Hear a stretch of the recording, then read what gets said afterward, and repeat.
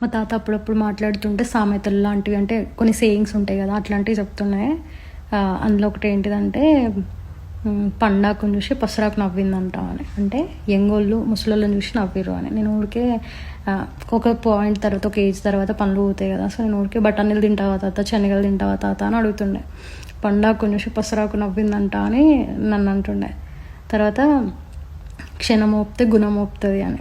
మనం ఒక్కొక్కసారి ఇన్స్టెంట్గా రియాక్ట్ అవుతాము, అసలు తెలియకుండా కొన్నిసార్లు మిస్అండర్స్టాండ్ చేసుకుంటాం కదా.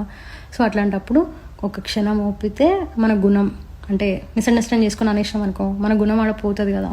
సో అట్లా క్షణం మోపితే గుణం మోపుతుంది అని అంటుండే. ఇంకా ఓపిక పట్టినమ్మకు ఓరుగల్ల పట్టినము అని అంటుండే. అంటే దాని మీనింగ్ ఏంటంటే నువ్వు కొంచెం ఓపిక అంటే సహనం, లైక్ పేషెన్స్తో వెయిట్ చేస్తే నీకు ఓరుగల్లంత పట్నం వస్తుంది అని. ఇట్లాంటివి ఇంకా చెప్తున్నాయి. ఇవి గుర్తొచ్చినాయి ఎందుకో సడన్గా.